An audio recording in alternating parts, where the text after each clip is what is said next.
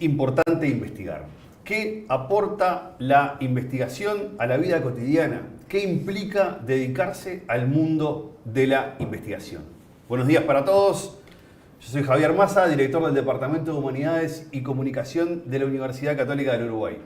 Soy Eloísa González, integrante del Departamento de Administración y Negocios. Esto es UCU Review, un programa que pone la investigación en el centro. UCU Review se enmarca en la Noche Iberoamericana de los Investigadores de la Organización de los Estados Iberoamericanos. Esta iniciativa tiene como objetivo fomentar el vínculo entre la investigación y la sociedad. Desde la Universidad Católica del Uruguay nos sumamos por tercer año consecutivo a esta iniciativa. Este año, con esta transmisión en vivo, en la que conversaremos sobre investigación e innovación con profesores, con investigadores, estudiantes, autoridades nacionales y de la casa. Y empezamos este recorrido por el mundo de la investigación recibiendo a Macarena Llauradó. Buenos días, representante de la OEI en Uruguay. Bienvenida Macarena y muchísimas gracias por acompañarnos. Gracias a ustedes por invitarme. Bienvenida Macarena. Bueno, presentábamos brevemente la Noche de los Investigadores y decíamos que lo que se busca es fomentar el vínculo entre investigación y sociedad, ¿no? Entonces, un poco, ¿por qué es necesario fomentar este vínculo? ¿Cuáles son las principales actividades que se desarrollan en nuestro país? Bueno, necesario fomentar el vínculo, todos ayer lo entendimos con la inauguración que se hizo acá desde esta misma universidad con el especialista José Manuel López, que habló de lo importante que era para el científico comunicar su trabajo y cuál era el impacto en la sociedad. Y yo ayer aprendí un montón de cosas, remedios que en realidad, suplementos que en realidad no tienen, no funcionan para lo que dicen. Lo hemos aprendido también en la pandemia, me parece, lo importante que es que los científicos divulguen su trabajo. Y nosotros siempre estamos luchando desde la OEI para que los científicos divulguen su trabajo y sobre todo para que los niños, las niñas y las adolescentes puedan entrar en ese mundo y hasta preguntarse a ellos mismos si es posible estudiar una carrera en ciencia en Uruguay. Somos luchadores de esa causa a través de la Noche de los Investigadores y a través de un proyecto que nosotros tenemos que se llama Más Mujer en Ciencia, que lo hacemos con el Ministerio de Educación. ¿Cómo te parece que allana el camino, estos espacios de divulgación, justamente para que termine llegando más gente al mundo de la investigación en la universidad? ¿Cuáles son, si querés, como los canales en los que te parece que tenemos que estar como más pendientes para poder conquistar más adeptos a este mundo? Bueno, recién yo escuchaba cuando ustedes se presentaban que ninguno de los dos es comunicador. O sea, este es un camino recontra válido y espectacular, súper profesional, me parece. Después creo que la Noche contribuye, pone su granito de arena, porque la Noche es un movimiento iberoamericano, o sea que se hace en los mismos 2 días en toda Iberoamérica, y el objetivo es abrir los lugares de investigación, mostrar las investigaciones al público, que el público en general y niños y niñas puedan tomar contacto con lo que se está haciendo en investigación hoy en su propio país. Me parece que esa es la manera más importante, y sobre todo la capacitación de ayer estuvo, a mí la vuelvo a nombrar porque la verdad que me pareció muy, muy buena. Era una capacitación para que los científicos pongan la comunicación de su trabajo en primer lugar. La verdad que me pareció muy, muy interesante. Recién mencionabas que somos varios países que estamos en esta iniciativa de la Noche de los Investigadores el día de hoy. ¿Qué otros países están sumando? Somos todos los países de Iberoamérica, que son los que trabajan, los que somos parte de la OEI, donde hay sede de la OEI, Latinoamérica y España y Portugal. En todos esos países se hace la Noche. Y en todos esos países, el día de hoy tenemos, digamos, movidas parecidas a la que estamos teniendo hoy acá en la UCU, ¿verdad? Totalmente, simultáneas. Hoy inauguró, el año pasado inauguramos nosotros también desde la UCU, y hoy inauguró a las 9 de la mañana Paraguay. Y ya empezaron todos los países a mostrar sus temas, y además todo esto queda registrado, por supuesto, ¿no? Se hace una base de datos en la que si hay una investigación que le sorprende o le interesa a un investigador uruguayo que se está llevando a cabo en Colombia, la OEI sirve como base de datos, digamos, de eso. Qué importante eso, ¿no? Qué importante. Bueno, Macarena, para ir cerrando, ¿por qué entonces te parece que es tan importante que las universidades nos sumemos a todas estas iniciativas? Bueno, un poco lo decías recién. Sí, bueno, pero las universidades son, y ayer también lo decía el especialista que vino, el lugar, el hogar de las investigaciones. Es el que tiene que cobijar al científico y es el que tiene que darle la visibilidad. Y el científico también, esto también hizo mucho hincapié ayer José Manuel, el científico también va de la mano con la universidad. Siempre, ayer decía, no se olviden nunca de nombrar a la universidad o su centro de investigación, porque es un núcleo indivisible, me parece a mí. Buenísimo. Bueno, Macarena, muchas gracias por tu tiempo. Gracias por estar con nosotros. Por favor, gracias a ustedes por participar. Un gustazo.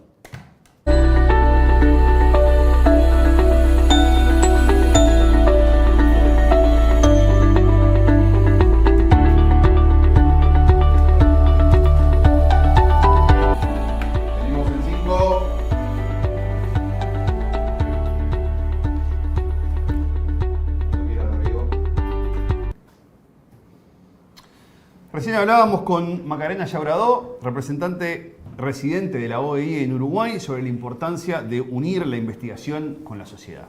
Ahora la propuesta es ir un paso más y poner el foco en dos mundos que constantemente están dialogando, se están comunicando, uniéndose entre sí: la investigación y la innovación.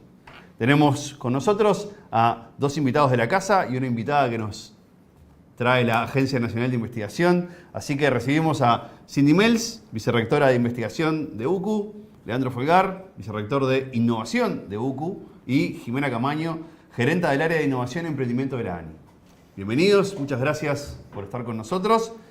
Y empezamos contigo, Cindy. Bueno, un gusto estar en esta mesa contigo, Javier. Igualmente, igualmente. Bueno, Cindy, estrenando vicerrectoría hace 2 meses. ¿Cuáles son los principales desafíos de investigación de la UCU 2025 para adelante? 2025 para adelante. Bueno, primero me parece importante reconocer en realidad todos los pasos que hemos tomado ya en estos últimos años para darle más importancia a la investigación y avanzar la investigación, ¿no? O sea, en 2017 en la UCU se genera la primera vicerrectoría de investigación e innovación, y a partir de ahí en realidad la UCU fue apostando fuertemente en la investigación, y eso hace que hoy día tenemos en nuestro plantel docentes 96 investigadores categorizados en el Sistema Nacional de Investigación. 80 de ellos son investigadores de alta dedicación, que corresponde a un poco menos de la mitad de todo el plantel de docentes de profesores de alta dedicación, lo cual creo que es un salto adelante importante en lo que es, ¿no?, como el lugar de la investigación en la universidad. En los últimos 3 años hemos logrado contratar a 30 investigadores jóvenes nuevos, o sea, investigadores que vienen ahí como desempeñándose con publicaciones de alto impacto, proyectos, o sea, creo que en cuanto a desafíos es mantener ese mismo ritmo, ¿no? Porque esto ha permitido que hemos crecido en publicaciones y sobre todo hemos crecido en calidad de las publicaciones que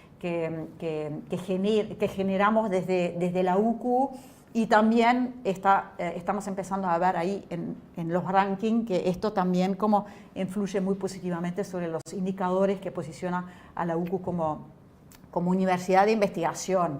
Entonces, desafíos: continuar, seguir potenciando a que nuestros investigadores puedan contar con condiciones adecuadas para, ¿no?, seguir formándose, seguir armando equipo, consolidarse como investigadores.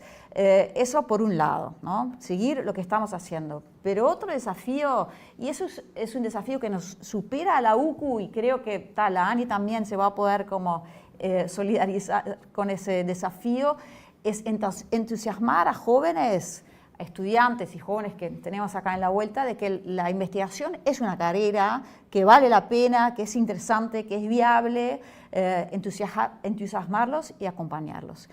Y por último, y eso lo digo por último porque tenemos un vicerrector que en realidad se va a ocupar de eso, es obviamente difundir lo que hacemos y bueno, tratar de impactar con nuestra investigación sobre la sociedad. Leandro, justamente. En tu caso te tocó estrenar vicerrectoría a fines del año pasado. La universidad entendió que era importante que la innovación tuviera su propia vicerrectoría dentro de la estructura de la universidad. ¿Cómo entendés que juega un rol la innovación en la formación universitaria? Bueno, buenísimo. Primero que nada, gracias por la invitación. Está buenísimo estar en esta mesa. Muchas gracias a OEI y a Ani también por generar el espacio. Me parece que está bárbaro que podamos tener esta conversación. Mientras la vicerrectora de investigación hablaba, pensaba cómo ha ido evolucionando la universidad y cómo ha sido muy orgánico esta necesidad de una vicerrectoría de innovación, más que nada por el acumulado de innovación que tiene la UCU durante los últimos 40 años, que es de una magnitud tal que implica que haya un área especializada o una dependencia especializada para encararla. Entonces, a la pregunta concreto, la vicerrectoría de innovación en la UCU no es un lujo, es una necesidad estratégica. Es en este momento en el que las tecnologías exponenciales desafían absolutamente todas las áreas de la sociedad, donde los cambios son en periodos cada vez más acelerados y más contiguos, tener una oferta de innovación orientada al aprendizaje es una necesidad, pero a la vez sumamente desafiante. Entonces, al día de hoy, la Vicerrectoría de Innovación lo que procura es, primero, poner en valor la innovación que ya sucede de manera descentralizada en esta universidad hace muchísimo tiempo. Es una universidad sumamente innovadora, está en su modelo académico para lo que es la región. Pero, a su vez, procura que este núcleo de investigadores que crece y produce y genera conocimiento logre, a través de sus esfuerzos, no solo comunicar esos hallazgos, sino además divulgarlos lo más ampliamente posible. Ayer teníamos una conferencia en el marco de esta actividad también sumamente interesante en cuanto al impacto que tiene esa divulgación en el cambio de la sociedad y en incrementar el estatus de la ciencia en la sociedad y en el entorno político, además de lograr transferencia, ¿no? Transferencia como una avenida de doble vía, no solamente el pasaje de este nuevo conocimiento a las empresas y la sociedad, sino el encapsulamiento de desafíos de la sociedad y de las empresas para que la academia pueda brindar servicio y estar también al servicio de la sociedad en esas expresiones. Entonces,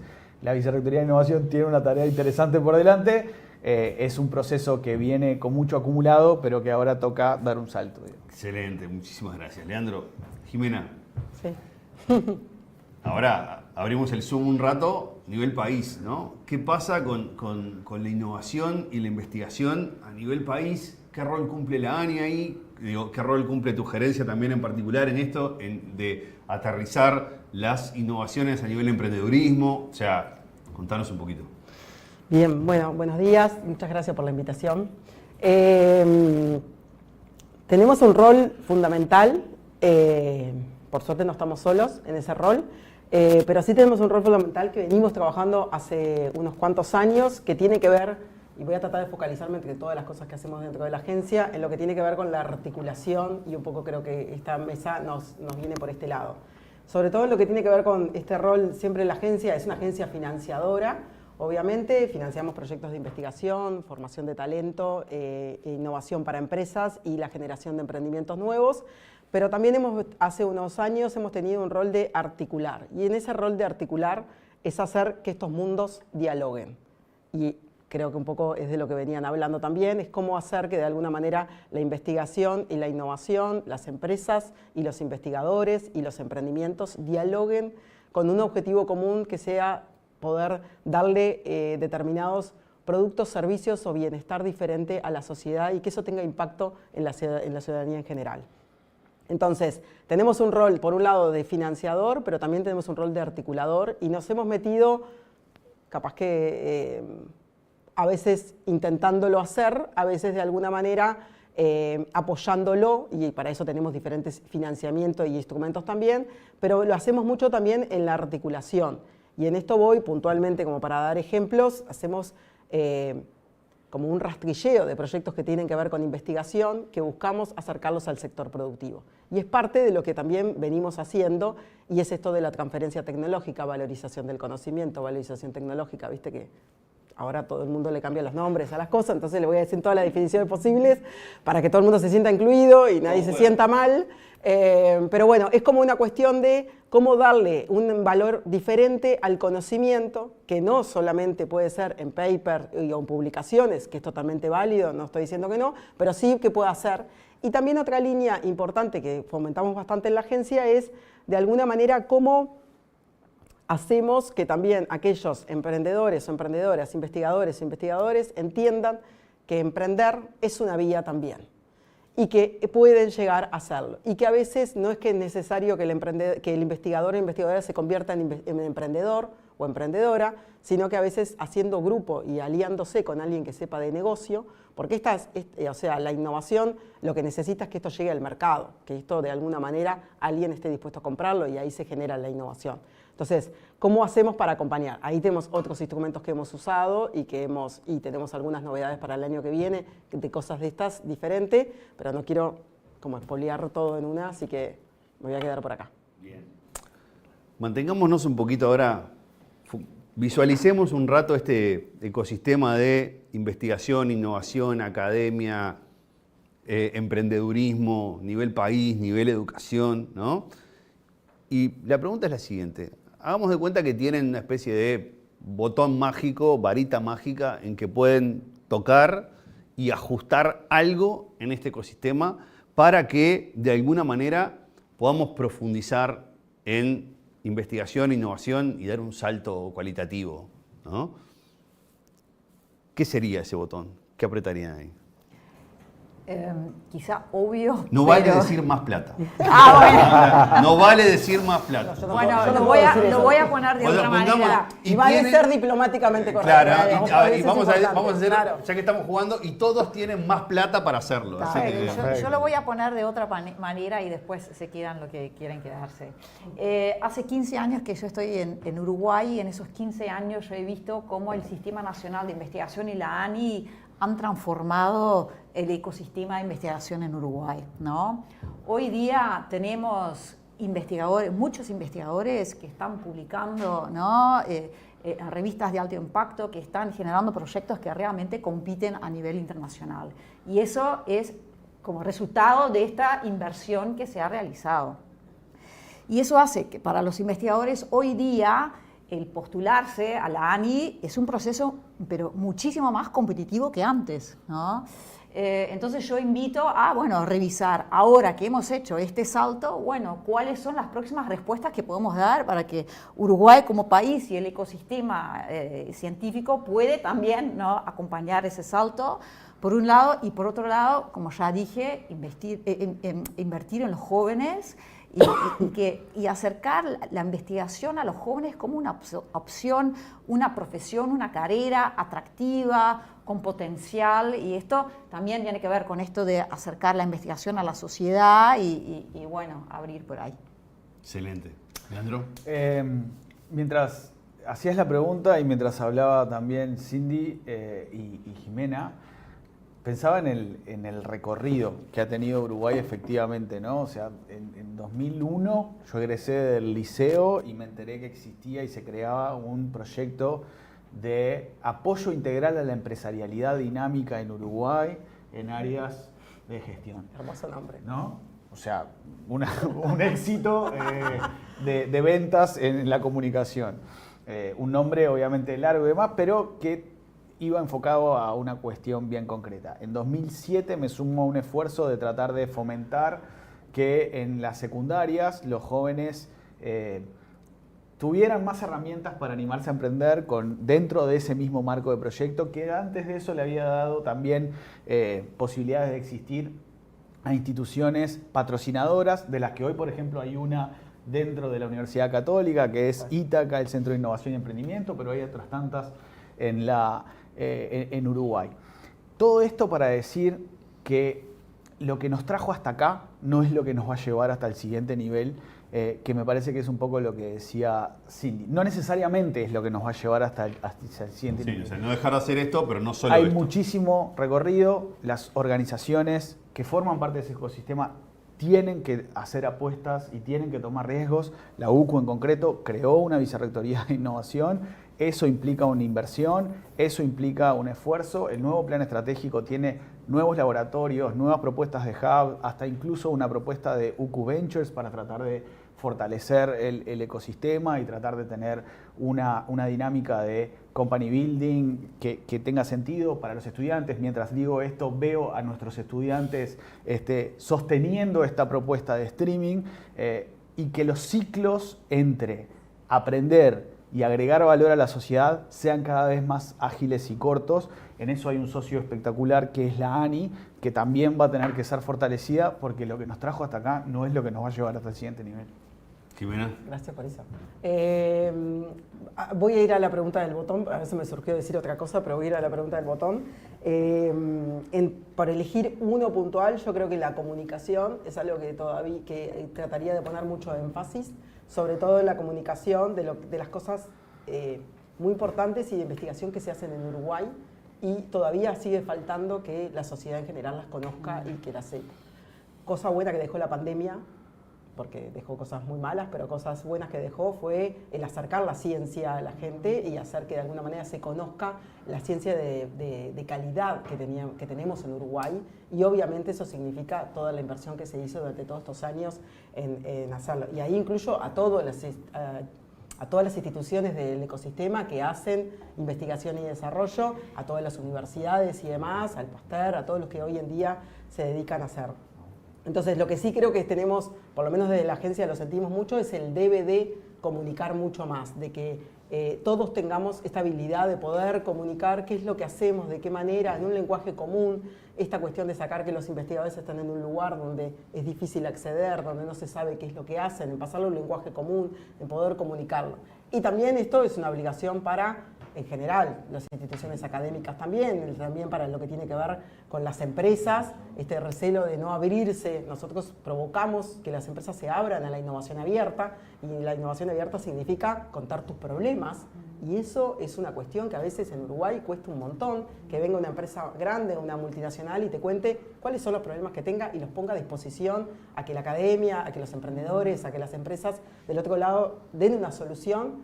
A veces hay barreras ahí que deberíamos todavía, pero es como hay que como empujar, y siempre lo que a nosotros nos funciona es contar casos de éxito, contar cosas buenas que hemos hecho, es que de alguna manera eso es lo que nos permite como barrer esas cuestiones.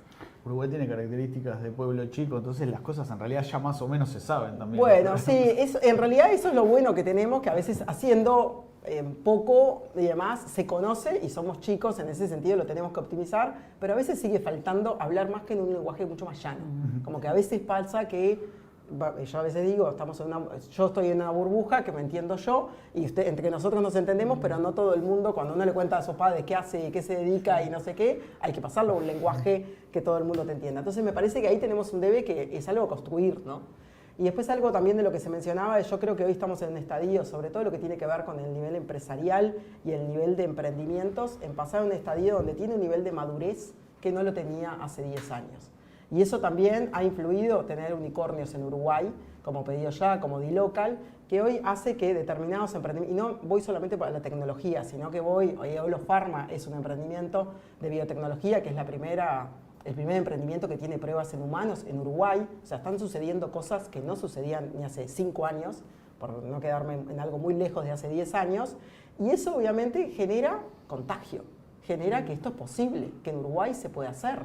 Y también aquellos estudiantes o aquellas personas que trabajaron en estos tipos de emprendimientos tienen otra calle, ¿no? Otra forma de aprender, otra escuela que han tenido. Entonces, sumado a lo que le puede dar la universidad y a lo que le puede dar la preparación, también hoy el ecosistema tiene otra madurez, y por eso necesita otro tipo de instrumentos también, y otro tipo de apoyos. No podemos decir que los instrumentos de hace 10 años nos siguen sirviendo para hoy fomentar lo mismo que queríamos fomentar hace 10 años. ¿Cuál les parece que es? Porque creo que todos estaban bastante concentrados en mencionar como espacios de oportunidad, creo, ¿no? ¿Cuál les parece que es el principal desafío inminente que tiene hoy la innovación y la investigación que encarar hoy ya en el próximo año y que digamos que no puede seguir retrasando? ¿Cuál es el desafío que tenemos hoy en este ecosistema maduro que tiene que comunicar mejor, que tiene que contar mejor qué es lo que está haciendo, que tiene que contagiar mejor a las nuevas generaciones, que tiene que acortar esos lapsos entre el saber y el hacer? Pero ¿cuál es el desafío ese que decimos, no podemos postergar, encargarnos de? Internacionalización, diría yo. Como vehículo para, poner en marcha varias de esas cosas que necesitamos para pegar el próximo salto. Yo iría por educación. En un momento en el que tenemos tecnologías que automatizan muchísimo algunas de las características o capacidades que históricamente eran humanas, el agregar valor a través de una acción concreta va a requerir que nuestras futuras generaciones se desarrollen al máximo de sus capacidades, y en ese sentido vamos a necesitar como país tener mejores tasas de egreso en secundaria, por ejemplo. Vamos a necesitar que la universidad tenga mejores capacidades para cobijar a esas personas, y vamos a necesitar estrategias para que nuestras futuras generaciones se desarrollen al máximo de sus capacidades para poder seguir agregando valor a la sociedad y a todo el ecosistema. Sí, yo diría dos cosas. Una es lo que tiene que ver con mostrar oportunidades diferentes en etapas bien tempranas y mostrar determinadas, correr como esta cultura de riesgo y empezar a generar la cultura de riesgo en etapas bien tempranas. Esto hace que, y me voy, no sé si a la escuela, pero sí al liceo, de alguna manera empezar a generar. Yo creo que el Ceibal ahí hace un trabajo importantísimo en lo que tiene que ver con trabajo de proyectos y demás, y en hacer la solución de problemas, y en también generar esta cultura de que la solución de los problemas no siempre vienen de afuera, ni del gobierno, ni demás, sino que muchas veces están al alcance, y eso es una forma de que le va enseñando que en la vida en general después permite poder emprender o no, pero sí generar la solución y demás. Y después, por otro lado, me parece que desafíos importantes es también sacar un poco el mito de que la innovación es algo que está muy lejos de muchos, porque hay muchas empresas en Uruguay que hacen cambios de procesos, productos nuevos, y creen que la innovación está lejos. Sin embargo, están innovando y están haciendo cambios. No hay nada peor que definir la palabra innovación hablando de innovación, pero es cambiar un proceso, cambiar un producto o tener un servicio nuevo es algo diferente, es algo novedoso para el país, y a veces eso no lo hacemos, no lo mostramos, no demás. Entonces, corrernos de ese lugar. Y después, por otro lado, mostrar las oportunidades que hay para todos los estudiantes, tanto para los estudiantes y para los uruguayos que están afuera, que quieran venir a Uruguay, así como para los estudiantes que hoy están acá y los que quieren generar oportunidades diferentes. No se conocen todas las oportunidades que hay, no se conocen, y creo que es un deber, por lo menos de la agencia, difundir esto mucho más y también a veces meterse en los problemas que hay y tratar de buscar soluciones a eso y acercar quién va a dar la solución. Y nosotros tenemos un desafío bastante grande, que es todo lo que tiene que ver con innovación pública, cómo hacer que las instituciones públicas innoven, y ahí también hay oportunidades para la academia, para el sector productivo y para los emprendimientos en cómo acercar soluciones que de alguna manera van a impactar en la población en general. Entonces, no era uno, tenemos un montón más. Tenemos que generar proyectos grandes en líneas prioritarias país para investigar. Tenemos que generar mayores emprendimientos de base científica tecnológica, y ahí las instituciones educativas son muy importantes para nosotros. Tenemos... La última cortita. Año 2040, en una palabra, ¿cómo se ve la investigación y la innovación en Uruguay? Participando en el nivel mundial, o sea... Internacionalizada. Ya no siendo pueblito, pero estando ahí. Exacto. La palabra que es. Yo la describiría como más robusta y dialogante con la sociedad, y agregando valor ahí. Mezcladas. Mezcladas. Ojalá mezcladas. Muchísimas gracias por acompañarnos esta mañana. Ha sido un gusto. Seguimos con ustedes. Gracias.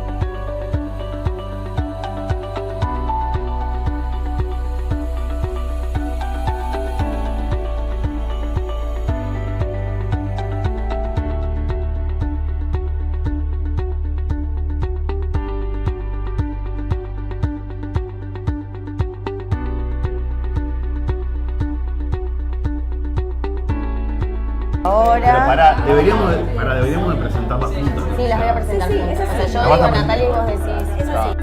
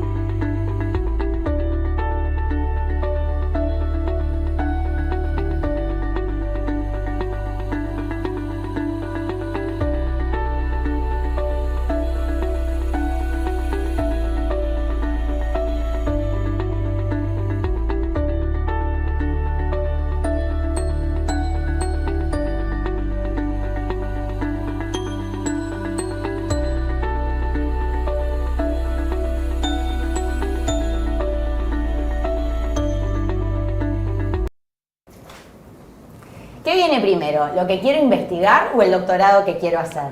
Vamos a poner el ojo ahora en los doctorados y sus trayectorias. Y para eso recibimos a Natalia de María y a Florencia Facioli. Bienvenidas.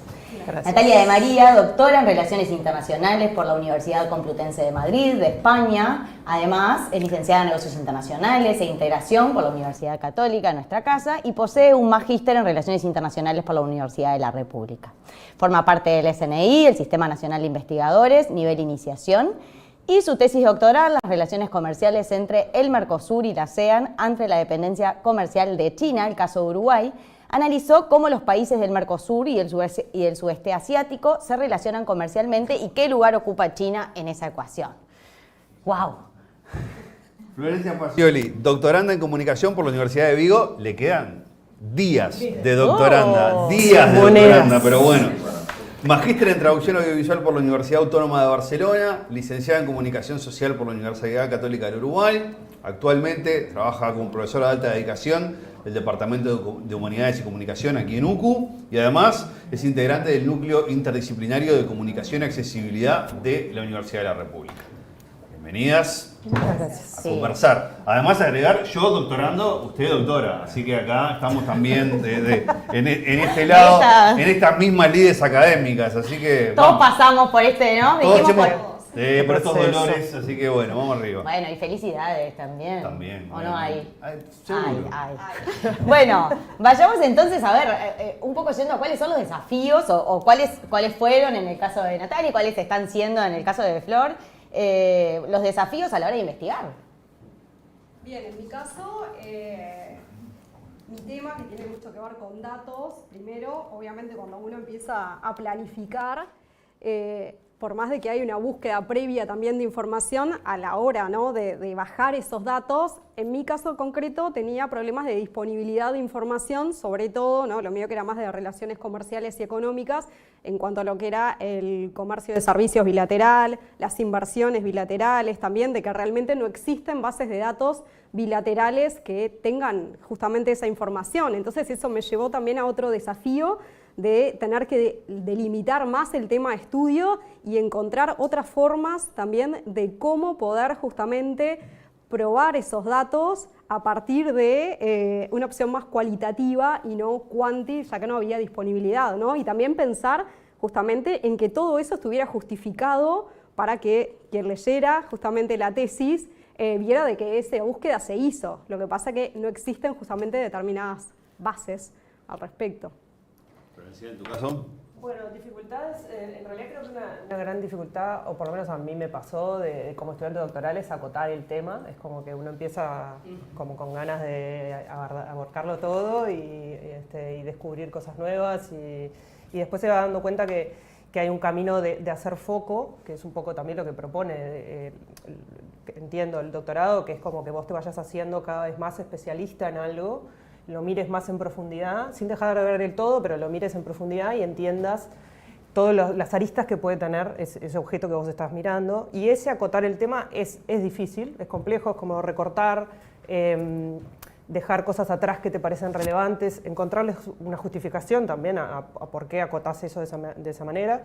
En tu caso, Y que después- fue sobre accesibilidad audiovisual, ¿cuál Sí. fue el recorte particular que terminaste haciendo Bueno, en el proyecto? un primer recorte fue centrarme en Uruguay, porque también ahí hay diálogos con los tutores y demás que a veces también tienen ganas, desde la mejor de las ondas, de que uno tenga otra apertura y demás, y otra mirada, y decir, bueno, no, en realidad yo lo que quiero hacer tiene foco en este lugar, porque también los resultados a los que yo quiero encontrar los voy a poder aplicar en este contexto y no necesariamente los voy a poder extrapolar a otros lugares. Entonces, y a mí también lo entiendo como un aporte a mi país concretamente, como una devolución específica. Entonces, ahí uno de los recortes tuvo que ver con eso. Después hubo otros recortes que tenían que ver con la metodología, porque agarró el proceso en pandemia, porque hay cosas que no pude hacer, porque no nos podíamos encontrar físicamente. Bueno, hay un montón de cosas que las vas resolviendo en el camino. Y creo que también como elegir un punto de vista, ahí como creo que vas construyendo tu voz como investigadora, en este caso, y construir tu punto de vista, decir, bueno, yo investigo esto con determinada evidencia para llegar a determinados resultados, pero a la vez planteo una forma de ver el mundo en esto. Y me planteo yo también cuál es mi forma de ver el mundo. Perfecto. Construir tu voz. Me encantó Pavada de esa desafío. idea. Pavada de desafío, ¿no? Pavada de desafío. Disponibilidad de información, hacer foco, limitar, ¿no? Cosas que nos vienen a la cabeza pensando en los doctorados. ¿Y qué es lo que más te gusta o les gusta de dedicarse a la investigación? Porque esto yo pensaba mientras hablaban en el bloque anterior, ¿no? ¿Cómo fuimos, ahora tenemos más cerca la investigación, falta un montón, pero cómo los jóvenes, ¿no? Empiezan este camino de la investigación que no es el más habitual, y cómo, bueno, ¿qué es lo que les gusta de dedicarse a eso? ¿Cómo contagiarían a otros que se dediquen a esto? Bueno, No, dale. yo creo que a mí personalmente, que me apasiona la investigación, es como el aprendizaje constante y el desafío que todo el tiempo te está planteando, ¿no? En cuanto, bueno, a buscarle la vuelta a las cosas, o sea, uno tiene una idea al comenzar y cómo esa idea va cambiando, o cuando empezás a conectar cosas que leíste y se te viene una idea nueva, como ese momento eureka, ¿no? Y decís, wow. O mismo en el trabajo de la tesis, como que al principio uno ve cosas sueltas y es como que tenés la idea, pero cuando lo lees, empezás a leer y ves que toma forma, es como, wow, tenía sentido esto, ¿no? No estaba loca, ¿no? Claro. O sea, que hay algo que sí realmente va Sí, por acá. Y Sí. coincido con algo de la conferencia de ayer de Juan Manuel también, que me inspiró mucho y lo pensé, ¿no? Como que esa pasión de la investigación va conectado también con la transferencia para nosotros que somos docentes, ¿no? Y es lo que él hablaba, como esa pasión, y cuando le comentás a tus alumnos las investigaciones, y creo que eso contagia también y los motiva a los chicos, ¿no? De que también se metan en la investigación, o aunque hagan un trabajo en clase, pero que tengan en cuenta justamente todos los condicionantes que hay que tener y que se lo tomen en serio, ¿no? Y creo que es eso, como que se contagia realmente, si te gusta.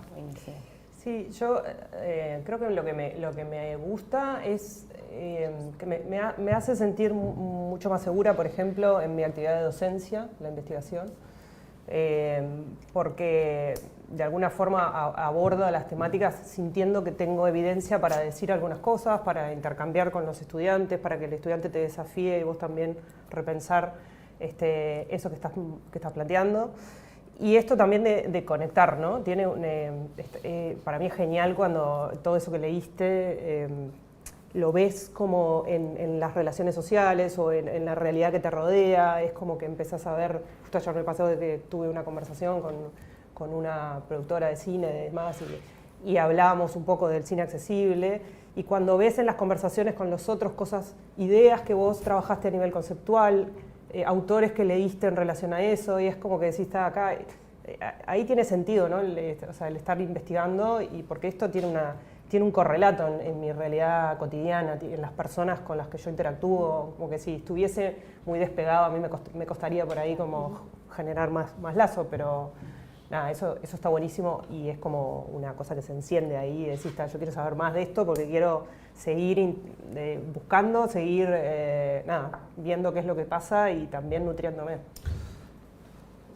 La investigación por momentos es, pero también parece un camino como bastante solitario, ¿no? esto de hay mucho que uno tiene que hacer por cuenta propia y creo que los racontos que vienen haciendo ambas van un poco mostrando también ese proceso. Pero sabemos, quienes trabajamos en la universidad, que es un proceso de diálogo constante entre el investigador, la investigadora y las instituciones y los directores, las directoras y los otros investigadores e investigadoras que están en la vuelta. ¿Cómo se dio en su caso ese proceso de tener una inquietud, encontrar un doctorado en donde se pudiera aterrizar esa inquietud, encontrar un director o una directora que pudiera canalizar esa inquietud y con quienes pudiéramos estar manteniendo ese diálogo? Bien, en mi caso yo ya el tema lo tenía pensado porque ya mi tema de maestría estaba vinculado, yo quería seguir por ahí. Y cuando yo descubrí el tema cuando empecé a trabajar acá hace 10 años en el Instituto de Negocios y me apasionó. Y dije, acá me quiero dedicar y aparte nosotros tenemos la cátedra Mercosur ASEAN y todo tenía que ver y sabía que quería ir por ahí. Entonces le quise dar como continuidad, si bien no es el mismo tema, y empecé a buscar doctorados que tuvieran algún tipo de relación, ¿no? En mi caso, tuve 2 directores de tesis, me los asignaron, yo no los conocía, uno era más cualitativo, Relaciones Internacionales, y otro economista, era doctor en economía, entonces eran como visiones completamente diferentes, pero que tenían determinada coherencia también, porque las perspectivas de cada uno como que me abrían también la mente, ¿no? Sobre todo la parte de economía, que yo le decía, pero yo no soy economista, yo no sé si puedo hacer estas cosas, ¿no? Y la verdad es que me sirvió justamente por momentos, era como que era difícil porque eran 2 criterios muy distintos, ¿no? Lo cualitativo y lo cuantitativo, pero creo que logré ahí como encontrar el punto de equilibrio y que fue positivo, no solo en el trabajo, sino para mí como aprendizajes personales, ¿no? Sí, esos diálogos que uno descubre en Claro. el proceso de realización del doctorado, ¿no? ¿Y esta gente puede hablar entre sí? Sí, sí puede, mirá. Y mirá qué bien que sale. Dialogan las disciplinas.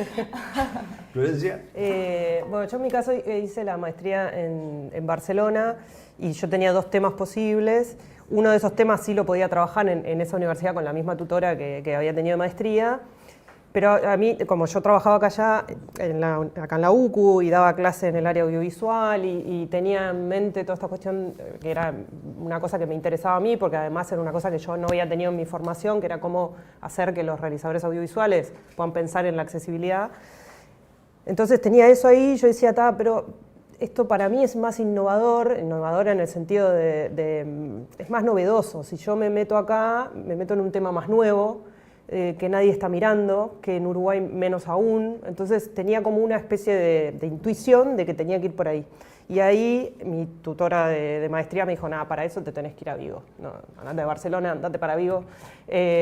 Amorosamente, pero entre ellos me iban, anda para allá, no, acá esto no. Bueno, entonces llegué a Galicia y bueno, y ahí llegué como con mi tutor, que es un poco el que trabaja ese tema. Y también yo en ese momento, cuando empecé a delimitar y a recortar, me di cuenta que iba a construir un modelo pedagógico y que yo no vengo de la formación en educación. Entonces dije también la misma sensación de pánico, de decir, uy, en la que me estoy metiendo, porque hay un tema del que sé, pero hay otro del que no tengo ni idea, ¿no? Entonces ahí busqué un codirector, que es el doctor Marcos Arazola, de la universidad, que me pudiese orientar concretamente desde lo educativo, porque es una disciplina que yo no dominaba. Entonces fue un diálogo rico también, por momentos un poco estresante de esa sensación de soledad y es real. Pero bueno, ahí también, si es posible, como encontrarse con otras personas que están en proceso doctoral, está bueno, porque compartís nada, como... juntos, por supuesto, intercambiás doctoral. cuánto tu tutor también hay una parte Además, positiva. La universidad tiene un montón de espacios como para poder intercambiar, ¿no? Sí. Entre gente que está haciendo los doctorados en disciplinas parecidas y no tan parecidas, pero los departamentos Sí. habilitan como, ¿no? Esto de conversar con otros, incluso esto que vos decías, preciso un economista que me ayude con tal, Sí. ¿no? Claro, yo usé los recursos del departamento. Claro, bueno, por eso, todos lo Sí, usamos. Sí, sí, también claro. esto de que el doctorado es una experiencia de vida más Sí. allá de la investigación en sí misma. O sea, eso creo que es un dato importante para quienes estén pensando en encarar el camino del doctorado. O sea, no solamente, digamos, te casás con una investigación, sino que te casás con un proyecto de vida que te va a llevar un tiempito y que va a ser, si no tu primera, tu segunda familia durante un buen rato, ¿no? La tesis como segundo hijo. Exacto. Yo, viste que las dos hablaron de que tienen evidencias, de que el sentido de tener evidencia. Entonces, vamos a hacerles alguna pregunta, a ver qué evidencia tiene. Natalia, una de las principales conclusiones de tu investigación doctoral es que ambas regiones dependen de China fuertemente. ¿Qué riesgos tiene esto? Que dependen comercialmente de China, ¿no?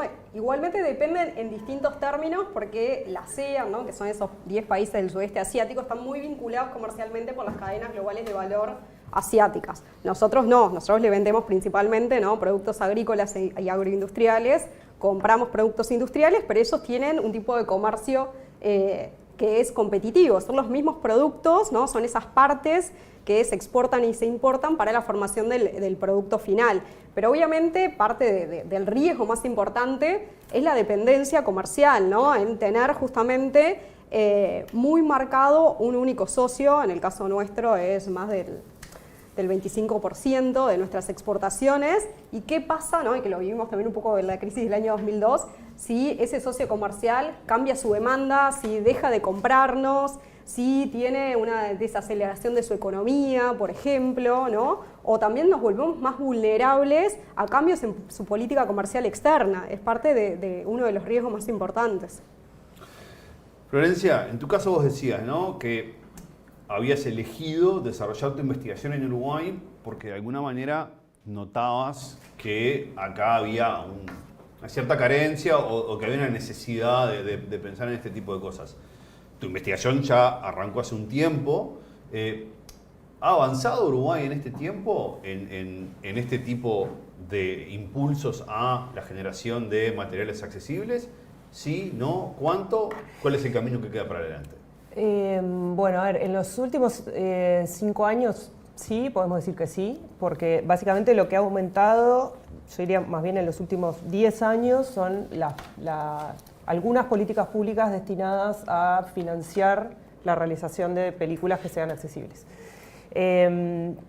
Eso implica que las personas que están postulando a fondos y demás para hacer sus obras audiovisuales, etcétera, se cruzan con ese tema necesariamente porque el Estado le está dando dinero para hacerlo. Lo que también sale de la evidencia es que a nivel formativo en Uruguay ese tema no está presente en las currículas de quienes forman a los realizadores audiovisuales, incluidos nosotros como organización, y además que los profesionales que están en el ámbito de la industria fílmica trabajando, reciben el dinero, pero después, una vez que lo reciben, no saben qué hacer con eso porque hay un enorme desconocimiento. Básicamente es todo muy bien con esto, pero me mandaste un problema más para solucionar en la lista de problemas que tengo para hacer. Entonces ahí lo que de alguna forma sale de la evidencia es como la necesidad de, entre otras cosas, de poder formar a estas personas. Y ahí la oportunidad de desarrollar un modelo pedagógico específico que aborde este tema en la formación de los estudiantes y los profesionales del cine y el audiovisual de acá. Que ya lo sabremos hacer desde UCU, sin duda. Sin duda, hemos avanzado, hemos dado pasos en los cursos y demás, pero tener algo más sistematizado también y más, un poco más cerrado de cómo encarar esa formación. Sin duda. Muchísimas gracias por acompañarnos. Muchas gracias. Gracias a ustedes. Seguimos adelante.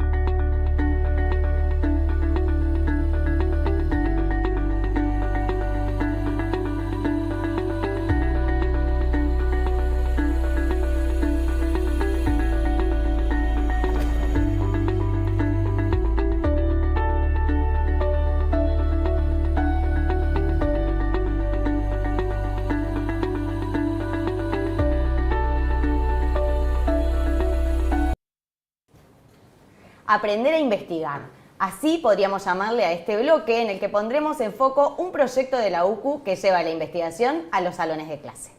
Me refiero a la iniciación a la investigación, una iniciativa por la que las estudiantes pueden sumarse a proyectos de investigación de profesores desde los primeros años de sus carreras, ya sea en grado como en posgrado. Para conversar sobre iniciación a la investigación es que recibimos a Emiliano Tealde, director de O2, el centro que lleva adelante esta iniciativa, y recibimos también a Tamara Fernández, profesora e investigadora del Departamento de Ciencias Exactas y Naturales, que lidera varios proyectos de investigación de los que participan estudiantes. Muchas gracias a los dos por este rato. Bueno, vamos a empezar haciendo algunas preguntas vinculadas con este curso de iniciación a la investigación y queremos saber cuáles son las características de esta iniciativa, Emiliano. Bueno, la universidad tiene un cúmulo de investigadores trabajando en diversas áreas, probablemente la única universidad privada del Uruguay que puede decir que trabaja en tantas áreas como nosotros, de la salud, la empresa, ciencias humanas, etcétera, etcétera. Y toda nuestra camada de profesores necesita ayuda para poder investigar y parte de esa ayuda viene de nuestros estudiantes. Para eso tenemos este curso de iniciación a la investigación que para nuestros estudiantes tiene la gran ventaja de que le otorga créditos dentro de sus créditos selectivos. Esto vale para los estudiantes de grado y de posgrado. Siempre que haya un profesor investigador de la universidad sumado a este proyecto y el profesor presente el proyecto a la iniciación de investigación, los estudiantes pueden sumarse. Eso es en pocas palabras lo que es el curso, que en algunos de estos cursos son de 3, de 6 y otros de 12 créditos, dependiendo de la carga horaria que tengan las actividades que se requieran al estudiante.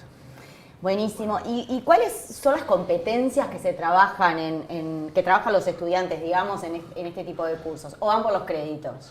Van por las competencias y también por los créditos, por supuesto, es una buena manera de invitarlos, de seducirlos con eso. Pero la verdad que cualquiera de las competencias de la universidad pueden estar en los distintos proyectos que tenemos en cada uno de los semestres que se hace esta convocatoria, porque tenemos una convocatoria por semestre. La próxima es en febrero, la última fue en agosto y así es todos los años. Febrero y agosto tenemos esta convocatoria y como justamente tenemos una gran diversidad de temas que tocamos como universidad de nuestros investigadores, pueden algunos tipos de proyectos se enfocan en el espíritu emprendedor, otros en el sentido humanista, depende del proyecto. Buenísimo. Y Tamara, ¿de cuáles de tus proyectos participan actualmente estudiantes? Bueno, ahora tenemos 3 proyectos en marcha, son un total de 7 estudiantes que están participando, 3 de uno y después 2 en cada uno de los otros, y todos tienen vinculación con mi área de investigación, que son las comunidades microbianas en distintos contextos ambientales.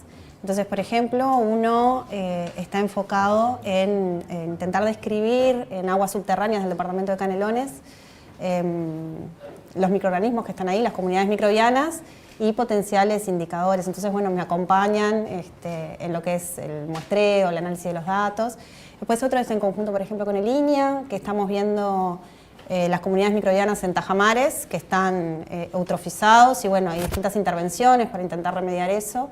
Y bueno, también, y después también tenemos estudiantes, por ejemplo, de informática que están ayudando a desarrollar herramientas para los análisis de datos, o sea que son bien complementarios todos. En esto que venimos conversando desde esta mañana vinculado con las trayectorias de los investigadores y sobre todo de los estudiantes que todavía no tienen claro muchas veces, ¿no?, hacia dónde seguir su camino, parece claro parece claro todo lo que le puede ser útil a un estudiante participar de esto más allá de los créditos, pero te pregunto a vos como profesora y como guía, digamos, o mentora de estos estudiantes, ¿qué te suma a vos, ¿no?, como profe, esta experiencia?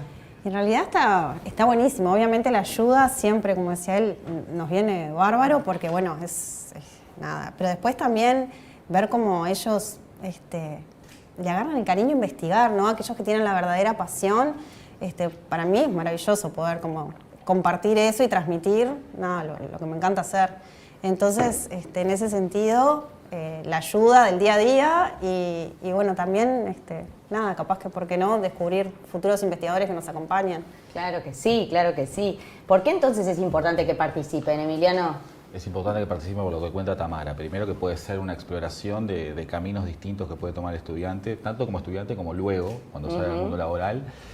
Para mí lo más importante, que es por lo que estudiantes pueden sumarse, es por lo mismo que los investigadores investigamos, porque queremos un mundo mejor, queremos ver si las aguas microbianas de Canelones o cómo reducir el crimen, no importa lo que te interese, pero queremos un mundo mejor y creo que iniciar la investigación le da oportunidad a nuestros estudiantes de participar en esa búsqueda del mundo mejor, que a la vez es una forma como que de mantenerse siendo niño, ¿no? O sea, explorando, asombrándose, preguntándonos el porqué de las cosas.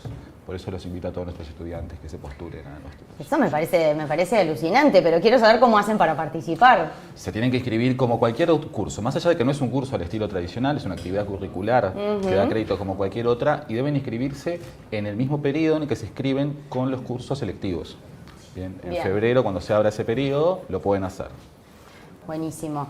Tamara, ¿qué le suma a las investigaciones, ¿no? A todas estas que vos estabas contando, de estos 3 proyectos que están haciendo, esa mirada de los estudiantes? Porque esto tiene como, ¿no? Es como un espejo. Acá todos suman un poquito, ¿no? Y uno va dándose cuenta de la importancia que tiene que estos estudiantes también participen ahí. Y bueno, y siempre están las preguntas desde, ¿no?, una mirada diferente a la que uno tiene. Y todo aporta, porque uno capaz que está a veces metido en el tema y ¿no? Y está bueno, desde esa mirada fresca, cosas que capaz que uno ni se las cuestiona, o que da por sentado, y entonces por ahí me parece que puede venir. Buenísimo. Hoy, en el marco de la Noche de los Investigadores, se van a estar premiando los mejores proyectos.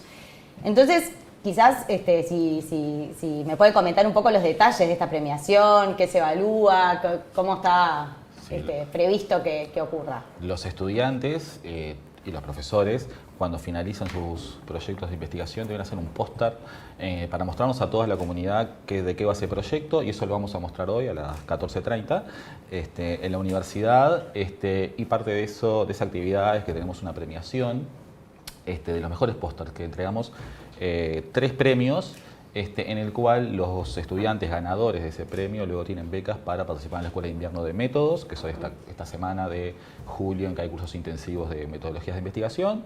Así que los ganadores también tienen esa... Recomiendo totalmente esos cursos, además. Pero más allá de eso, me quedé pensando en 2 cosas antes de cerrar, que están vinculadas con cómo los estudiantes se enganchan ahí, como decir, ¿por qué yo me pondría a hacer un curso? Entiendo toda tu explicación, pero digo, bueno, yo como estudiante me remonto 20 años atrás, grado, y yo no sabía lo que era la investigación, ¿no? Y tampoco sabía lo que era un póster, porque no venía de áreas, hay áreas en las que evidentemente disciplinarmente está más desarrollado este mundo, y en las relaciones laborales nosotros, que mi carrera de grado fue relaciones laborales, uno decía, bueno, cuando a mí me llamaron un profesor para apoyarlo a investigar en la UCU, yo no sabía lo que era. Y no había ChatGPT para preguntarle. Con lo cual, tuve que aprender haciendo para ver si me gustaba, ¿no? Y esta oportunidad, esto parece como una mina de oro de decir, bueno, mientras, ¿no? En vez de hacer un curso tradicional o una electiva, ¿no? Puedo ir viendo si me gusta, ¿no? Y capaz que no. Hay estudiantes que se bajan de eso por pensar que era una cosa y no era, o en general enganchan y al contrario, encuentran el gustito. Yo creo que de todas las experiencias, no sé si está mala, yo creo que nunca nos pasó, no tengo registro ahora, tipo, en mi memoria, de un estudiante que a mitad del proyecto se bajó porque no le gustaba. Bueno, no pasó. Es algo que no sucede. Sí puede pasar que hay algunos que, por ejemplo, no repiten la experiencia, que pueden hacerlo. ¿Bien? Eso puede pasar, pero también puede ser porque no encontraron un proyecto, digamos, en el cual continuar con sus intereses, digamos, es un poquito eso, va en el estudiante, digamos. ¿Algo más que quieran comentar que esté, digamos, para que hoy de tarde esta celebración sea lo que quieren que sea? Que pasen pasen y vean. Pasen, porque los pósters además son muy interesantes. El póster tiene esa dinámica o esa forma de expresar de que vos en pocos metros bien tenés que explicar todo lo que hace una investigación, lo que hiciste y lo que encontraste y por qué es importante. Bueno. Y eso es una linda manera de publicitar nuestras investigaciones que nos sirven para los cursos de investigación, pero nos sirven para las clases también. Sí, para esto que ustedes decían hace un ratito, de justamente queremos un mundo mejor y cómo hacer para que la investigación no se quede en el cajón, ¿no? Creo que ha sido como un tema que en todos los bloques se ha conversado y que va hilando todo este Día de los Investigadores, que está vinculado con cómo transferir, más allá de cómo hacemos para que no quede en el paper o en el aula, ¿no? Y que esto se siga multiplicando y que seamos buenos catalizadores como investigadores. Muchas gracias. No, por favor. Gracias a ti. A ti.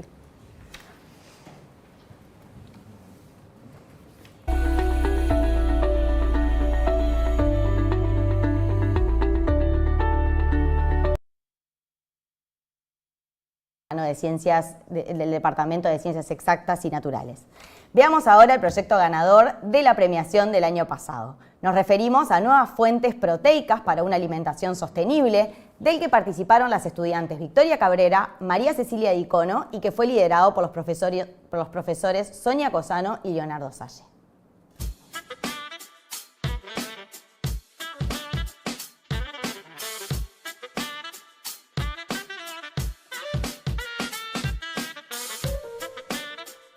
Me llamo Cecilia Dicono, soy estudiante de Ingeniería de Alimentos. Soy Sonia Cosano, soy investigadora en el Departamento de Ingeniería. Y participé del trabajo de investigación Nuevas Fuentes Proteicas para una alimentación sostenible. En este proyecto trabajamos con larvas de Tenebrio molitor.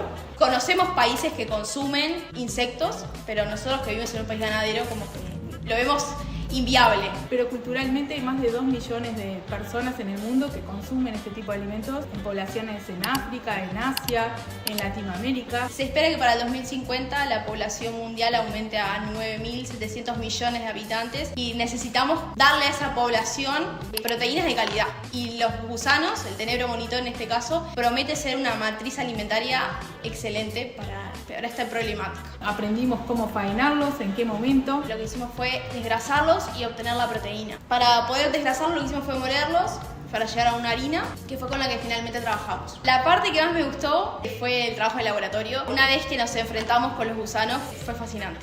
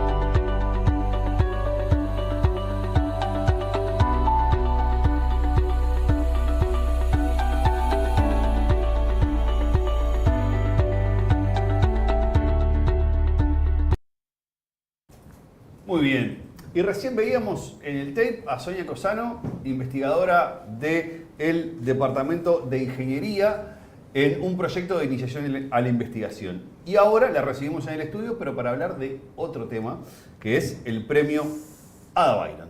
Sonia es jurado del premio Ada Byron, sobre el cual ya le vamos a estar dando detalles, pero además Sonia no vino sola, trajo una cantidad de gente. Una banda. Vamos a presentarlas. Belén Gutiérrez, profesora e investigadora del Departamento de Ingeniería, y además Belén integra el comité científico del premio Ada Byron. Y junto a ellas, Candelaria Pérez, estudiante de Ingeniería y Alimentos, y Rocío Blanco, estudiante... Bianco, mal show. Rocío Bianco, estudiante de Ingeniería Ambiental, que participaron de la organización de esta edición del premio y además ganaron hace unos años el desafío Ada Byron, sobre el que vamos a estar conversando, ¿verdad? Sí, así es. Bienvenidas a todas. Gracias. Gracias. Entonces, primero vamos a presentar este premio, el premio Ada Byron a la mujer tecnóloga, y buscar premiar y visibilizar el trabajo de las tecnólogas en nuestro ámbito universitario, en nuestro ámbito a nivel país también, ¿no? Entonces, el premio convoca a mujeres con titulación o trayectoria profesional en ingeniería y otros campos científicos relacionados a la tecnología y cuya trayectoria haya implicado, digamos, un impacto a nivel social. ¿Estamos de acuerdo? Bien. La tercera edición que hace la UCU y récord de postulaciones, 80 postulaciones. 84. Uf. Ni nos digas que no estábamos preparados para este momento. ¿Cuál es la relevancia, Sonia, de este premio a nivel nacional? Y bueno, para mí es altísima y creo que para la universidad también. Está comprometida todas las instituciones que hacen parte de este planeta de mujeres STEM. ¿Y por qué es importante? Porque bueno, somos un país donde el talento femenino en estas áreas es poco, es demasiado poco. Estamos hablando de 20% mujeres, 23%, si incluimos otras áreas de STEM, llegamos a un 30% de mujeres formándose en esta área. Entonces, poder tener este premio y dar visibilidad a mujeres cotidianas, madres comunes, uruguayas, que nos puedan representar y que puedan inspirar a otras niñas y a otras jóvenes a tomar estas áreas de la ingeniería, si bien es un granito de arena, es una herramienta muy útil para que vaya a tener un impacto en el largo plazo importante en captar talento femenino para lo que necesitamos como país, ¿no? Desarrollar En ese sentido, ¿qué lectura haces del récord en las postulaciones de este año? ¿Cómo veníamos en años anteriores y qué salto pegamos este año? Y veníamos más o menos, la primera edición fueron 27, pero así rayando, así fuimos 33, una cosa así, y este año triplicamos las inscripciones.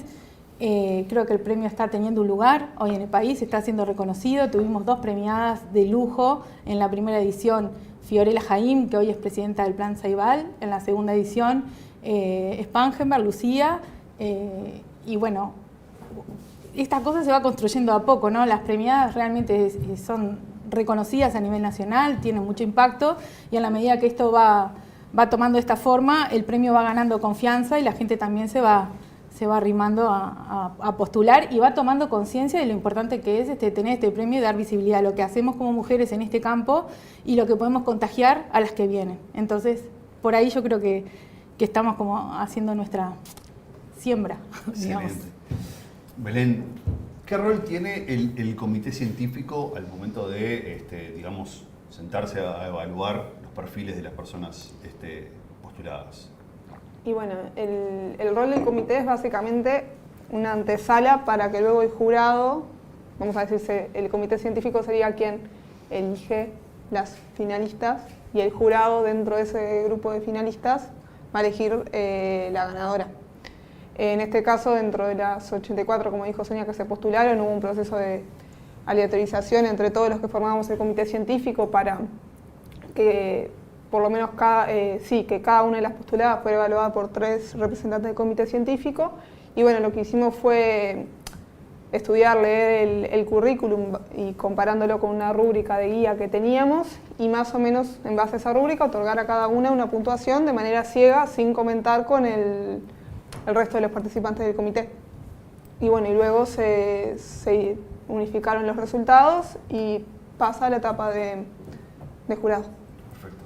A nivel personal, Belén, para vos, como mujer que trabaja en STEM, ¿qué te dice que exista este premio, que esté este premio?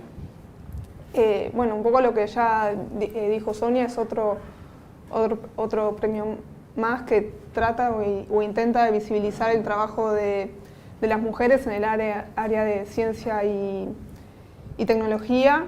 Y en lo personal, haber formado parte del comité también me permitió enterarme o allanarme de lo que hacen otras mujeres en esta área, en el área de investigación, que a veces ni se me hubiese ocurrido que en Uruguay se investigaba sobre tal cosa, por ejemplo, no sé, sobre fauna marina, y que hay muchísimo trabajo hecho sobre eso, por poner un ejemplo que capaz por donde estoy yo o en el área no se me hubiese cruzado por la cabeza. Entonces, en ese sentido, también me nutrí mucho de conocer otros perfiles y ver lo que hacen otras mujeres. Chicas, Candelaria, Belén, bienvenidas nuevamente. ¿Cómo participaron ustedes en la organización del premio? Bueno, nuestra participación fue un poco más en la organización de los datos de las chiquilinas, de estas investigadoras que podían participar del premio. Nosotros lo que hicimos fue una búsqueda en el Sistema Nacional de Investigadoras y ahí vimos la amplia variedad que hay de mujeres que hoy en día se destacan por trabajar en estas áreas. Bueno, nuestra lista tuvimos que armar un Excel, ese Excel quedó muy extenso, quedamos muy sorprendidas de la cantidad de investigadoras que hay hoy en día y también de las áreas, porque también hay mucha diversidad en eso. Sí, como que conocimos las instituciones o dentro de las instituciones donde trabajaban y eso está bueno también porque a futuro es algo que está bueno conocer para nosotras. ¿Cómo se puede seguir contagiando entusiasmo para que más mujeres estudien carreras vinculadas al mundo de STEM? Bueno, esta es una herramienta, dar visibilidad. Más te invito, cuando cumplamos 10 años del premio, hagamos el libro de las 10 ganadoras. Estoy ahí, seguro. Y hacer esa difusión. Estas cosas de las chicas de los desafíos de las becas Byron, que es para incorporar mujeres en ingeniería, es fundamental porque lo trabajamos muy profundamente y muy cuidado entre profesoras que las recibimos, le ponemos un desafío, ellas tienen que competir por ese premio que simboliza una beca del 80, del 50 o del 30%. Recordemos que está abierta la convocatoria para el desafío. Para diciembre es... Exacto, ¿hasta? No sé, ahí me mataste, pero creo que hay tiempo casi que hasta la semana anterior pero se fijan en la web de la UCU. En la web de la UCU pueden ingresar, hay becas de hasta el 80%. 80, 50 y 30%. Para mujeres que quieren estudiar ingeniería. Para cualquiera de las ingenierías que tenemos en la facultad, y lo que hacen es tratar de resolver un desafío que les ponemos ahí, tienen 3 días para trabajar, bajo la mentoría de distintas profes de las carreras de ingeniería. Y bueno, después presentan un video, hay un tribunal también externo que evalúa bajo una rúbrica los videos y a partir de eso se rankean cómo quedaron las chicas, se presentan en equipo, en general son parejas de amigas o a veces se conocen en el concurso, a veces vienen de afuera ya preformadas, digamos, y bueno, nada, y ahí reciben una beca y después ellas contagian. También esta forma de traerlas a este tipo de eventos y de que ellas puedan contar desde su perspectiva, espero que muchas jóvenes las miren y se animen a postular y arrancar carreras en ingeniería. Belén, ¿cómo te parece que hay que seguir contagiando mujeres, trayendo mujeres al mundo STEM? Y bueno, por medio de la difusión, este es un espacio, también hace muchos años que también está el Día de las Niñas en las TIC, que también es otro espacio para dar a conocer que también esta área es un área donde las mujeres se pueden desarrollar, que a veces se cree que va más hacia el lado masculino y que hay mucha trayectoria y mucho espacio también para crecer y para trabajar, sobre todo porque son áreas donde además el desempleo en mayoría es casi nulo, entonces también hay que dar ese lugar y las mujeres lo tienen. Tenemos update sobre la fecha de... Sí, me soplaron por la cucaracha. 24 de noviembre tienen todas las chicas tiempo para postularse, que lo hagan, que además igual la experiencia de participar en un concurso es es muy buena, la sinergia que se da esos 3 días de trabajo, lo pueden contar ellas, y bueno, nada, las esperamos. Participan desde la web de la UCU, tienen todas las bases y las condiciones para entrar. Exacto. Chicas, ustedes, como estudiantes de ingeniería, ¿qué le pueden decir a futuras mujeres interesadas en estudiar ingeniería? Y más que nada que se animen, hay muchas mujeres, pasa sobre todo en mi generación, yo lo vi, y en generaciones más chicas que tienen miedo de enfrentarse a estas carreras porque creen que no tienen las habilidades, y muchas veces las mujeres, sobre todo también se vio mucho en el premio, que digamos, no sé, ellas mismas no como del autorreconocimiento. Ahí va, no se reconocen sus capacidades y sus logros. Entonces está bueno que esas mujeres que quieran estudiar ingeniería se animen, que nada, es precioso, tiene una salida laboral muy buena, sobre todo para las mujeres, y nada, que eso, que se animen. Sí, totalmente. También, yo qué sé, cuando te metes y conoces a otras gurisas que también están estudiando lo mismo, como que se arman grupos lindos y eso te motiva también a seguir. Solemos muchas veces hablar de esto de que la ingeniería ha sido históricamente un espacio, digamos, donde la mirada femenina no ha estado tan presente, ¿no? Como mujeres tecnólogas y futuras mujeres tecnólogas, ¿qué le aporta la mirada femenina a la tecnología de ese espacio donde durante tanto tiempo dijimos ha estado ausente? El 360. Porque si yo quiero dar una solución a un problema y lo miro desde una sola óptica, estoy siendo ciega de otras posibilidades. Hay muchísimos ejemplos de complementariedad en el rol del hombre y el rol de la mujer, y la mirada del hombre y la mirada de la mujer para afrontar un problema. Entonces la mirada conjunta da una solución mucho más íntegra y mucho más, digamos, acaparadora de los usuarios de esa solución al problema. Entonces, eso es lo que aporta. Y perder el 50% del talento femenino hoy en Uruguay y en el mundo, esto se repite en todos lados, nos da una visión bastante magra al desarrollo de la sociedad, a las soluciones a distintos problemas que hay. Y bueno, es por eso que es importante que nosotras estemos también. No es nosotras y el resto no. No, tenemos que sumarnos. No solo por eso, sino también por las oportunidades laborales que vamos a tener en el futuro. El 75% del trabajo de futuro se asocia a tecnología. Entonces, si nosotras no estamos formadas en eso, no hay mujeres que vengan y se formen en eso, también a nivel de empleo y de equidad de género, vamos a tener un problema.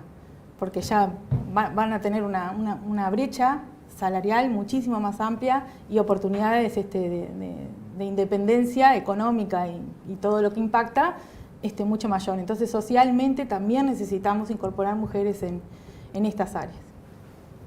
Bien. Volvemos ahora a algunas últimas del premio. ¿Estamos en qué etapa de ahora del proceso del premio? El jurado está analizando a las finalistas y creo que tienen hasta fin de este mes, de principio de octubre, primera semana de octubre. 12 de octubre nos entregan los resultados. Ahí está. ¿Y anunciamos las ganadoras? El propio 21 de octubre, la ceremonia va a ser a las 18:30 en el edificio San José. Y bueno, ahí la sorpresa bajo secreto de 7 candados, nadie puede saber, va a ser ahí. Perfecto. Chicas, para cerrar con ustedes, ¿cómo ven el lugar de la mujer en ingeniería en 20 años en Uruguay? Es una buena pregunta. Ojalá, siendo un poco optimistas, que en una posición donde se le dé mucha más relevancia y a una misma importancia que se le da al hombre hoy en día. Que la mujer sea igual de reconocida que el hombre es en ingeniería, que ojalá en 20 años haya crecido la cantidad de mujeres investigadoras que estudian ingeniería y nada, que podamos... Y también liderando en esas áreas, Exacto, porque muchas veces sí. se la ve como una mano derecha o una persona que está al lado de otra persona que es un varón por lo general. Entonces, bueno, también tomar esos roles más activos. Buenísimo. En ese sentido es buenísimo que el premio lleve el nombre de Ada Byron, que efectivamente fue de esas lumbreras que supieron liderar procesos que... En la sombra y después destapados. Exactamente. Muchísimas gracias a todas. Es un gusto tenerlas hoy con nosotros. Y adelante, por más mujeres en tecnología. Muchas Muchas gracias. gracias.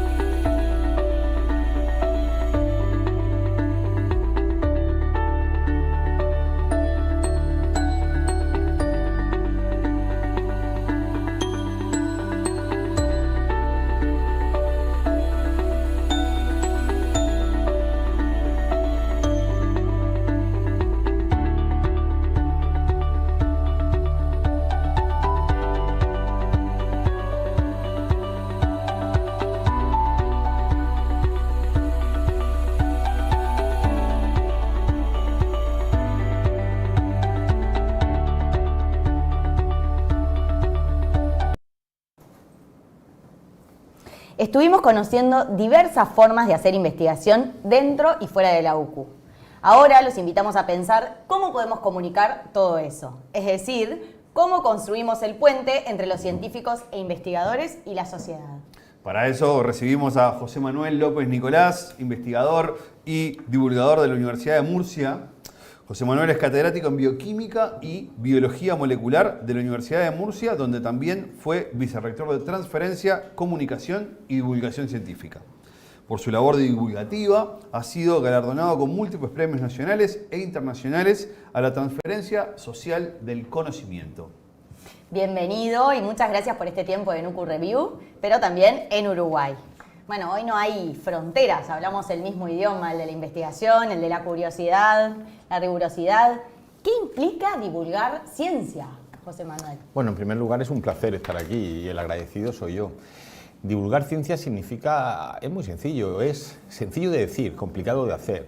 Es llevar la ciencia que generamos en los laboratorios o generamos en los talleres, en las aulas, etcétera, llevarla, por un lado, al público en general y, por otro lado, a los gobiernos, a las administraciones públicas para la toma de decisiones basada en el conocimiento. Ahora bien, hay que llevarla con un lenguaje accesible, llano, pero ojo, pero sin bajar nunca el rigor científico de la realidad que hay detrás de la comunicación de la ciencia. No se trata la divulgación de la ciencia como una alternativa a la investigación. Primero se investiga y luego se divulga lo que has investigado, pero con un lenguaje que pueda llegar a muchísima más gente. A nivel personal, José Manuel, ¿qué te llevó a decidirte a poner foco en la divulgación de la ciencia como espacio de desarrollo profesional? Pues el momento que hizo el chip ese para no dar el salto, porque por un lado siempre sigo con la línea de investigación, pero fue una conversación con mis amigos, en la cual me di cuenta que realmente la sociedad no conoce, por un lado, lo que estamos haciendo en los centros de investigación, no conoce para qué sirve lo que hacemos, y eso es más peligroso de lo que parece, porque si no se conoce y no se pone en alza y no se pone en valor, al final no se valora, y si no se valora, la ciencia tiene un peligro. Entonces me di cuenta que, por un lado, quería dar a conocer lo que realizamos en nuestro laboratorio, ojo, y también la importancia que ha tenido la ciencia a lo largo de la historia, no solamente lo que se está haciendo ahora, y hacer demostrar y ver a la gente pues que sin el progreso científico y tecnológico la vida que llevamos hoy en día sería imposible de llevar. 100%. Pensaba mientras te escuchaba cómo hacemos ahí con la importancia que tiene todo lo que rige a las universidades vinculadas con los índices, por ejemplo, con los índices que es lo que muchas veces se mide, es la investigación, el paper ese publicado en tal revista de impacto, y cómo eso se equilibra o juega con toda esta parte que vos traes, que nos parece súper importante también en la universidad, pero que muchas veces es difícil convencer a otros académicos de esta importancia. ¿Cómo has hecho para llevarlo a la práctica? Pues es complicado, pero realmente es complicado no porque no se sepa lo que hay que hacer, sino que no encuentras personas valientes para hacerlo. ¿A qué me refiero? A que si realmente queremos motivar a los investigadores para que divulguen la ciencia, yo creo que hay que hacer varias cosas. Por un lado, y creo que es importantísimo, y creo que es la clave de todo, introducir la comunicación de la ciencia dentro del sistema de contratación, baremación, promoción, valoración del personal investigador, de los investigadores y de los investigadores. Porque si no, al final siempre lo hacemos lo mismo y siempre es como, bueno, aquí hay 3 personas que les gusta esto, pues que se pongan ellos. No. Me he dado cuenta que a lo largo de toda la trayectoria, y como tú has dicho, cuando estuve de vicerrector, que si no implantas ese reconocimiento a la labor divulgadora, al final no se hace. De hecho, cuando lo logramos hacer, tanto en el Ministerio de Ciencia, Innovación y Universidades en España y luego en la Universidad de Murcia, a la que pertenezco, pues al principio, antes de hacerlo, tenía problemas para encontrar investigadores que divulgaran la ciencia, y ahora tienes problemas porque todo el mundo quiere estar. A lo mejor les da igual la divulgación de la ciencia, pero como sin ella no pueden promocionar, yo creo que está ahí el tema, porque al final, en la vida, y es hasta normal, todos decimos que hay de lo mío, ¿vale? Que sí, siempre estamos potenciando la importancia de la divulgación de la ciencia a la sociedad, que por supuesto es un pilar fundamental, pero también hay que mostrar al investigador qué gana él si divulga la ciencia. Y entonces en ese momento se le despierta el chip y dan el paso. Recién hace un rato lo mencionabas, y creo que es una tensión que está muy presente para todos los investigadores dentro de la universidad, esto de cómo divulgar y hacer más accesibles a veces los temas y los hallazgos de las investigaciones sin perder rigurosidad y profundidad. A priori, quizás existe la idea o el preconcepto de que divulgar y hacer accesible implica perder rigurosidad. En tu experiencia, ¿cómo funciona esta tensión? Vamos a ver, si tú bajas el rigor científico a la hora de divulgar, no estás comunicando bien la ciencia, estás haciendo un error tremendo y puede ser peor el remedio que la enfermedad. Y tiene que ser el propio investigador el que se dé cuenta que se puede perfectamente llegar a un público muy general sin perder el rigor. Ahora, tienes que encontrar, es decir, esto no es tan sencillo, por eso he dicho antes que la comunicación de la ciencia está claro explicar el qué es, pero hacerla no es tan sencillo si queremos alcanzar los objetivos. Hay que tener creatividad. No conozco las investigaciones que hacemos y publicamos en las revistas de las que estábamos hablando, de índice de impacto, etcétera. El lenguaje es infumable absolutamente para la sociedad, pero es que debe ser así, ¿de acuerdo? No es su objetivo. Pero luego hay que tener creatividad, hay que encontrar herramientas que sirvan para transformar ese lenguaje en algo accesible. Pues bien, no conozco ningún área de conocimiento donde, por muy rebuscada que sea, donde buscando un arma creativa no pueda llevar todo eso sin perder rigor a la sociedad. Ahora hay que calentarse la cabeza de cuál es el arma con el que pueda llegar. Sí, estaba pensando en justamente qué podemos hacer las universidades, ¿no? Como para poner ese chip de decir, bueno, usemos herramientas creativas que permitan, llevar a la sociedad en su conjunto, ¿no? Investigaciones que en algunos casos pueden ser temas que son, digamos, más accesibles para un público general, pero que hay otras que quizás necesitan otro nivel de bajada a tierra, ¿no? ¿Cómo hacer para hacerlo desde las distintas universidades que tienen este desafío, verdad? Mira, yo creo que hay algo que hacemos poco y deberíamos hacer más, que es hablar de la importancia de la ciencia de la vida cotidiana, ¿vale? Y no conozco ninguna investigación que no se pueda ligar a algún aspecto de la ciencia de la vida cotidiana. A mí me parece genial, hay que hacerlo y es obligatorio, el hablar de los exoplanetas, es hablar de las nuevas tecnologías de edición genética, de hablar de la nanotecnología, eso hay que hacerlo. Pero todo eso se puede ligar al deporte, se puede ligar a la alimentación, se puede ligar a la cosmética, a nuestros fármacos, incluso a las tradiciones populares, ¿vale? Y entonces cuando utilizas esas herramientas, a la gente la enganchas más.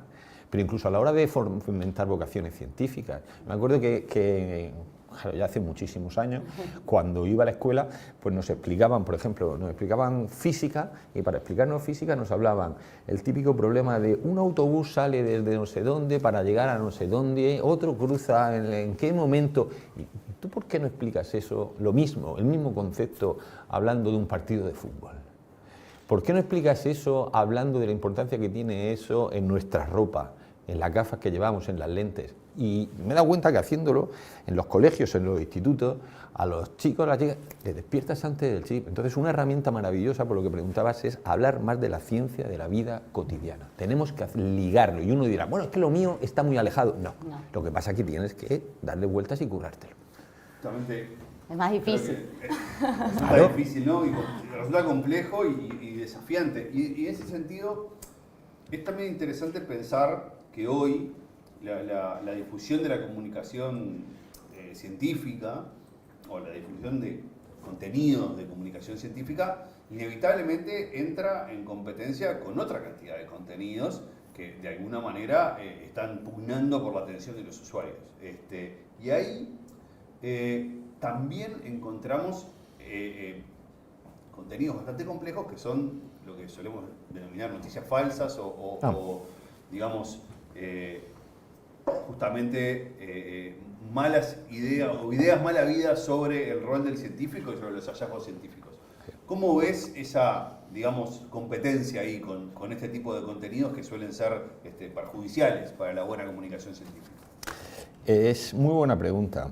al igual que antes decía que los gestores de los centros de investigación deberían ser más valientes a la hora de introducir la valoración de la divulgación para potenciarla entre investigadores e investigadoras, por otro lado, también los centros de investigación y los investigadores individualmente deben ser valientes para combatir no solo las fake news, sino también lo que llamamos la pseudociencia, la anticiencia, las terapias alternativas y todo eso.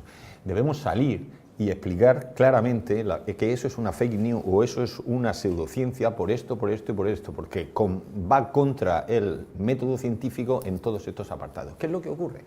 Que muchas veces, por no meternos en problemas, por no generar una tensión, por a ver qué van a decir de mí, a ver, pues que lo haga otro, que pelee otro contra eso. Lo he explicado en la conferencia que di aquí en Montevideo, que uno de los objetivos de la divulgación científica es combatir las fake news y las pseudociencias cara a cara, frente a frente y bajándose al fango si hace falta. No ponerse de perfil, porque entonces no estamos cumpliendo nuestra labor como institución. Qué interesante esto. Ayer, yo me quedé con mucha pena de no ir a la conferencia ayer, pero sí estuve con algunos asistentes a la conferencia que decían, qué inspirador, José Manuel. Y mucha gente joven que te escuchó y dijo esto, que no es tan fácil hoy captar la atención de los jóvenes, como sabés. Entonces, voy a la pregunta de qué estrategias recomendás ahí para captar la atención de estas audiencias más jóvenes, ¿no? Con temas de ciencia y con temas a veces que cuesta, ¿no? Que estas audiencias se enganchen. Vamos a ver, cuando uno comunica la ciencia, el primer paso que, al menos el que yo hago, cada uno tendrá su librillo, pero el primero es preguntar al público al que me voy a dirigir, luego, y una vez que ya sé el público, en este caso los jóvenes, como estabas comentando, es elegir el canal más apropiado por el que te vas a acercar. Tú no te vas a acercar al público joven a fomentar vocaciones científicas en LinkedIn, no es el suyo. Entonces tienes que utilizar el canal al que ellos accedan y tienes que utilizar el lenguaje que ellos utilizan. Ahora bien, también depende de otro factor. ¿Cuál? Pues cada uno de nosotros. No todos servimos para fomentar, para comunicar la ciencia a todos los sectores y por todos los canales. Hay veces que tenemos una ambición, queremos estar en todo e ir a todos, y eso es imposible, no tenemos todos las mismas habilidades. Entonces, seleccionar muy bien el perfil del investigador, seleccionar muy bien el canal por el cual te vas a dirigir. Si quieres fomentar vocaciones científicas entre chavales, pues tú tienes Instagram, tienes TikTok entre los más pequeños, tienes también pues una serie de canales que son los que ellos utilizan, y ahí tienes que entrar en su lenguaje y con unas personas que tengan habilidades para eso. Buenísimo, buenísimo. Una pena que tenemos que cerrar, pero tengo ganas de seguir escuchando. Muchas gracias, José Manuel, por estos consejos. Seguro nos vienen muy bien y nos plantean una cantidad de desafíos a nivel local para encarar. Y oportunidades, ¿no? Y oportunidades. Ha sido un placer estar aquí y recuerden, lo importante es la valentía y la toma de decisiones y el cambio del sistema. Bueno, maravillosa, hasta mañana. Nos vamos con valentía, con curiosidad. Y bueno, gracias a todos por sumarse a UCU Review, un espacio en el que pusimos el ojo a la investigación en la UCU. Exactamente. Bienvenidos todos los que quieran dedicarse a la investigación, profundizar en estos vínculos, ya sea en la divulgación, en los vínculos entre innovación e investigación y sumarse desde el lugar en el que ustedes puedan hacerlo a esta tarea que tanto nos entusiasma. Hoy salimos del paper y nos metimos un poco más en la vida real. Muchas gracias.